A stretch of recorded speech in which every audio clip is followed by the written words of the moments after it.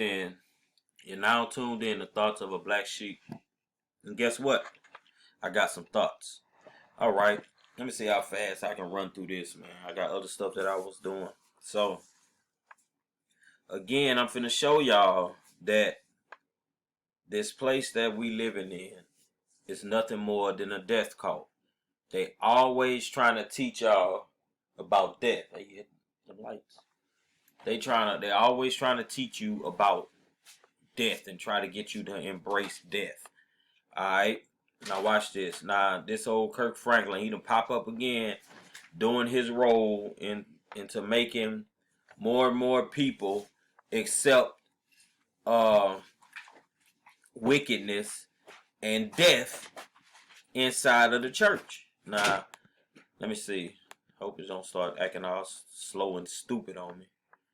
But we got a little ice storm right now in Baton Rouge, Louisiana. We not used to this, so I don't know if that's why my stuff moving slow. But check this out. Oh man, you can't hear it. God dog it. Man, I don't know how to fix it. But anyway, see right here, this back in August 3rd, 2013, right? I did a video showing everybody that Kirk Franklin was actually he was infiltrating. He was being used to infiltrate the church. And he's a friend of this world. So he's gonna promote things of this world inside of the church. And on here, I don't know why it's not playing. I'm not gonna even try. You see the titles of the video. Go back and watch it. You'll see what I'm saying. You can start this one here at 11:29, and he started talking about just different things and the stuff he's saying here, bro. I was like, man, I'm sick of you, Kirk, because you first of all, you're a man and you don't have no facial hair. So don't sit here and try to talk about anything about homophobic or anything like that when you hairophobic. You don't have no hair around your face, bro, because, in my opinion, a lot of y'all be switching up, be dressing like women and want to have a woman's face on your face as a man.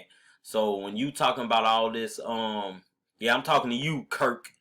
When you talking about all this church homophobic and all this here, it's because you want everybody else to accept what you into. You trying to please whoever it is you trying to please.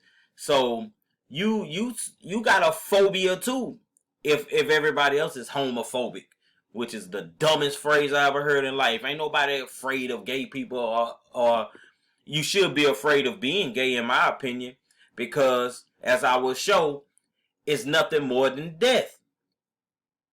Now, go back and watch this video. The same thing, I told y'all the same thing about this dude already exposed. And now this some new stuff I'm going to show y'all. We going to get to him and his homophobia in a minute. This is what I want to show y'all. Anybody remember this? Snoop Dogg, the Gospel of Love album. Y'all remember when he come and he made him a whole gospel album and then even won a Grammy? And a lot of people was in the church was defending this dude, saying God can use whoever, this and that, all this old foolishness they using. And I'm sitting there, I wasn't really I was kind of mingling around. I knew a lot of people in the church, but by this time I already knew, say, bro, Satan is in the church. The people that's running church, Satan running them. They ain't nothing finna happen good in the church. And as to right now, the church have not changed anything in this world. And if you can't see that the church is part of this world, y'all are part of the world. That's the only. If you still in these churches, still talking about you serving God, you following Jesus, you against darkness, but you still going to them churches every Sunday, Wednesday, whenever you go. No, bro, I'm telling you, you'd have been deceived. You still part of the dark side. Because they in there. That's who running it. That's why nothing is changing in this world. Because all of them in on it. They have infiltrated everything. Snoop Dogg have had no business being inside of a church. And I could break him down, break his name and stuff down, Calvin Brodus and all that, and show you how this dude was created. He was made to it's like he was made to be who he is. Like he was living sacrifice to be, like he houses a bunch of demons inside of him. And I could prove that. I'm telling you. This dude, this character here, this is like, he's like Legion. You know what I'm saying? He's part of Legion because he got a bunch of spirits in him. You know what I'm saying? That's why the world love him. That's why, man, I ain't finna get into that. But ain't no way this dude was supposed to be able to get up in there with no gospel, nothing, and the church say, okay, this, you can do this. Nah, man, y'all forgot murder was the case. He sold his soul on the song. You know what I'm saying? He said he sold his soul. And he went right into the church. And I'm just showing y'all this, that the church have always been infiltrated, bro. It ain't no life in the church. I don't know how that happened. Let's see if I can get back. Let me see if I can get back. I don't know how that happened. Let's go back. Alright. Now look. This is what I'm finna show y'all. I'm gonna show y'all how it's death. Alright, see this Sodom and Gomorrah? Because Franklin here was talking about, you know, how people go use scriptures and to justify their homophobia and this and all that old stuff. Okay. Well, I'm finna show you a story that's in that same Bible that Kirk Franklin supposed to rep. Now look, this is a story of Sodom and Gomorrah. Okay. Now it was a town, and all they had in there was just like homosexuality and lesbian. I can't say that word, lesbianism. Yeah, that's all they had in that town. Now watch this. Now you can read chapter 18 because it's some other stuff happened to let you know that that town was real wicked. But right now we're gonna do 19. It says, and there came two angels to Sodom at evening, and Lot sat in the gate of Sodom, and Lot seeing them rose up to meet them, and he bowed himself with his face towards the ground. Now in chapter 18 he already knew they was coming because they talked to him once and was telling him, you know, shoot, what's about to happen, man. We finna tear this whole city down because the smell of their evilness, man, was going up to the Lord's nostril. You know what I'm saying? So, hold on, let me sip this coffee right here. All right. Number 2, verse 2. And he said, behold now, my lords, turn in, I pray you, into your servant's house and tarry all night and wash your feet. No, I don't think that was coming back to do it, to destroy this night. I think it was the next night. Let me start over. I apologize. And he said, behold now, my lords, turn in, I pray you, into your servant's house, and tarry all night and wash your feet. And ye shall rise up early and go on your ways. And they said, nay, or no, but we will abide in the streets all night. Now, these was angels that came, and they was coming to survey the whole little city. And he was like, Lot was like, hey man, y'all just come in my house. You know what I'm saying? He said, nah, we're going to stay in the streets. You know what I'm saying? We're going to see what's happening in the streets. And it says, then now this Lot doing this. And he pressed upon them greatly. Like he was like, no, please, y'all just come to my house. Because he knew how evil that city was. And he knew how you know, what they'll try to do. And he also knew what them angels could do. So he was trying to, you know, just protect everybody. And they turned in unto him. So they was like, okay, but we'll go to your house. And entered into his house, and he made them a feast, and did bake unleavened bread, and they did eat. But before they lay down, like when, you know, it seemed like everything's straight, they finna just chill out, lay down, and go do what they had to do in the morning. But before they lay down, the men of the city, even the men of Sodom, now that's crazy, the men of the city, even the men of Sodom, compassed the house round. Now you have this King James version, so it talk crazy. I use this version because, you know, it's like the closest thing to the original, well, in my opinion. But anyway, the house round. They said both old and young, all the people from every quarter. So other words, all the men of different cities seem like they surrounded the house, the old men and the young men, just nothing but men. And they called unto Lot and said unto him, where are the men which came in to thee this night? Bring them out unto us that we may know them. Now, when they say know them, that means to have some kind of intercourse with them. They want to know him, just like back in, according to the Bible, like Adam and Eve. When Eve was made, the Bible said then Adam knew Eve. Then they had, you know, Abel. So when the Bible say know them, that means, to get down with them. So they said, bring them out unto us that we may know them. And Lot went out at the door unto them and shut the door after him. So he went out and shut the door. And he said, hey, I pray you, brethren, do not so wickedly. Other words, say, bro, don't do your little evil stuff over here, man. Don't mess with these dudes. He's trying to tell them. Behold, now I have 2 daughters which have not known man. Let me, I pray you, bring them out unto you, and do ye to them as it is good in your eyes. Only unto these men do nothing, for therefore came they under the shadow of my roof. Now he was like, man, take my little daughter, my daughters, man. They ain't haven't been touched by a man. The reason they, man, I ain't gonna even say, dog. I ain't finna get into all that. And they said, stand back. And they said again, this one fellow came in, sojourn, and he will need be a judge or something. I don't know what that meant. Now we will deal worse with thee. So they talking a lot. We gonna deal worse with thee than with them. And they pressed sore upon the man, even Lot, and came near to break the door. So now they was finna break the door down to get to these men, these 2 men that they ain't never seen before. So they were like, man, we finna deal with these dudes. Not like they was finna have fun with these dudes, but they ain't know they was angels. But the men, now this is what the angels did, but the men put forth their hands and pulled Lot into the house to them, and shut to the door. And shut to the door. And look what the angels did. And they smote the men that were at the door of the house with blindness, both small and great. So they were wearied themselves to find the door. So now they made them couldn't see. And the men said unto Lot, Hast thou here any besides son-in-law, and the sons, and thy daughters, and whatsoever thou hast in the city, bring them out of this place, for we will destroy this place, because the cry of them is waxing great before the face of the Lord, and the Lord hath sent us to destroy it. And Lot went out and spake with his son-in-laws, which married his daughters, and said, Up, get you about this place, for the Lord will destroy this city. But it seemed as one that mocked unto his son-in-law. That's because, see, it says, like, Lot went to his son-in-law, telling him, bro, y'all got to leave up out of here because it's finna go down. But his son-in-law was like, man, get on up out of here with that. You know what I'm saying? But really, it's the reason his son-in-law mocked him is because he liked that evil. He loved what was going on in that city.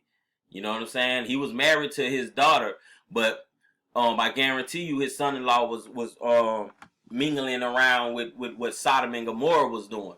And Sodom represent the male, Gomorrah represent the female. So the females was doing stuff in that city too. It wasn't just the male. I don't know why the Bible's so biased towards men, but women was doing stuff too. And let me see. And when the morning arose, then the angels hastened Lot, like telling him, hurry up. Arise, take thy wife and thy 2 daughters which are here, lest thou be consumed in the iniquity of the city. And while he lingered, the men laid hold upon his hand, and upon the hand of his wife, and upon the hand of his 2 daughters, the Lord being merciful unto them, and brought him forth and set him without the city. So he took him, like moved him somewhere, like, here, man, y'all better come on, it's gonna go down. And it came to pass, when they had brought them forth abroad, that he said, escape for thy life. Listen to this. He said, look not behind thee, neither stay thou in all the plain. Escape to the mountains, lest thou be consumed. And Lot said unto him, Oh, not so, my Lord. Behold, now thy servant hath found grace in thy sight, and thou hast magnified thy mercy, which thou hast shown unto me in saving my life. And I cannot escape to the mountains, lest some evil take me and I die. Now, he said they had evil in the mountains. Yeah, that's a whole nother subject. But now, it said, behold, now this city is near to flee unto, and it is a little one. Oh, let me escape there, and my soul shall live. And he said unto him, see, I have accepted thee concerning this thing also. that I will not overthrow this city for the which thou hast spoken. Haste, like hurry thee, escape there, for I cannot do anything till thou become gone. That's what this means. Therefore the name of the city was called Zor. And the sun was risen upon the earth when Lot entered into Zor. Then the Lord rained in Sodom and Gomorrah. Then the Lord rained upon Sodom and Gomorrah brimstone and fire from the Lord out of heaven. Now watch this. Wait, where I was at. And he overthrew those cities and all the plains and all the inhabitants of the city that which grew up on the ground. Everything that came about the ground. Cause you understand, boy, that's crazy. But now watch this. But his wife looked back from behind him, and she became a pillar of salt. You know what I'm saying? So, and then it said Abraham got up early in the morning. All y'all can read the rest of that. From here on up, man, that stuff is wild. But look, but his wife looked back, and behind him, she became a pillar of salt. Now the angels told them, don't look back. You know what I'm saying? The only reason she looked back is because she was involved in something in that city. It was something in that city that she loved. Somebody that she was messing around with. And she looked back. And it got her. Like the fire and brimstone that was being rained down, it was probably going through the hearts of men, like judging them and seeing what they did. You know what I'm saying? And if she never would have looked back, the fire would have been like, oh, you know what I'm saying? They must be saved. They must have resisted the devil enough. But once she looked back, the connection was made. Bam, immediately. Gotcha. You get what I'm saying? He had to keep on going. Now, I said all that to say, this whole story is a story about a bunch of men that was homosexuals. They wanted the men, these two angels, they were so gone that when angels came to their city, they couldn't even see them as angels. All they could see is lust. They just wanted these men so much.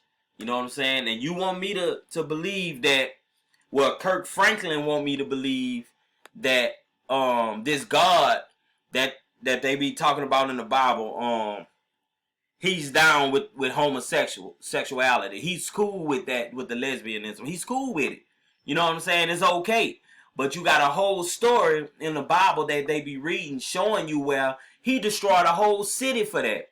And let me tell you something, that same spirit that's according to that Bible, that story, that place is here. That whole little Sodom and Gomorrah thing have been recreated in this place. Everything in that Bible, bro, have been recreated here. I'm telling you, it's just too obvious to me.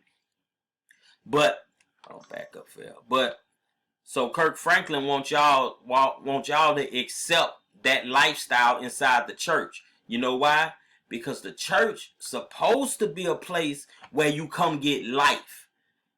Church supposed it's like let's just use Jesus. Jesus is supposed to bring life. Satan or Lucifer supposed to give death. Okay, if that's the case, Kirk Franklin acting like he's an angel of light. But actually, Kirk Franklin is an angel of death. Okay? Because when you are homosexual, and if you are, that's your business. If you're a lesbian, that's your business. I'm just stating facts. I'm not talking hate. I'm talking facts. If you are a homosexual or you're a lesbian, y'all two couples, a man and a man, a woman and a woman. Okay. No life can be produced from that. Those two men cannot create a life, a baby. They can't do it. Those two women cannot create life, a baby. They can't do it. It's not natural. It's not going to work. You know what I'm saying? Now, y'all can go back. How somebody told me way back in the day, you know what I'm saying? Women used to think they self-pregnant and they'll have a child. Okay, if that happened, fine. Tell one of them to do it now. They can't. You know why? Because they corrupted. They ain't gonna be able to do it, even if they would. Even if they did do it, they ain't gonna be able to do it now because they have accepted death. If you can't produce life, you are producing death. Point blank, period. Ain't no, I don't see how else other way plainly to put it. It's life or death here. That's all it is. If you not producing life, if you not talking life, if you not doing stuff like that to produce life, you are producing death. You are a part of the death code. Now, when in Sodom and Gomorrah, this whole city was producing death. So guess what happened? The Lord gave the city what they was asking for. And I'm telling you right now, all of them, all these celebrities, all of them, what they doing, they asking for death again. And they putting you in on it. You know what I'm saying? You are being a big sacrifice. They are using you to build themselves up.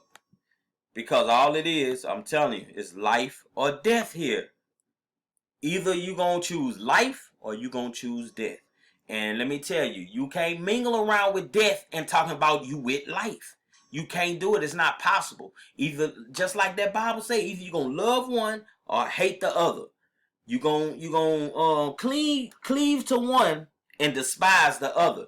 You can't be life and death at the same time. It's just, it can't work like that. So I'm telling you, Kirk Franklin is on he is on the team of death.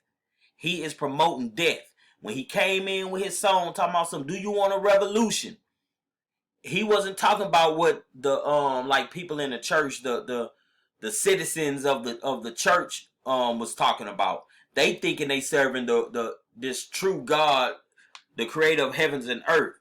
That's who they thinking they serving, but they really serving the God of their imagination, because their God has been created by these people. In the church right now, they singing songs that was written by people who don't have nothing to do with the gospels, don't have nothing to do with the church, and they singing these songs.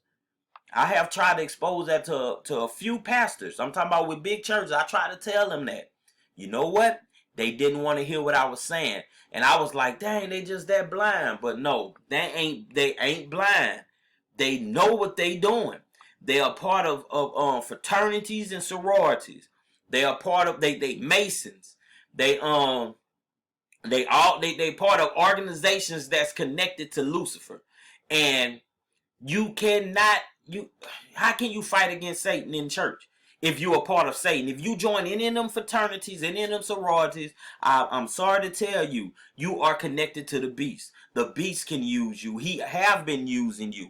No matter what you think, I'm telling you, that's what it is. It's either life or it's death here.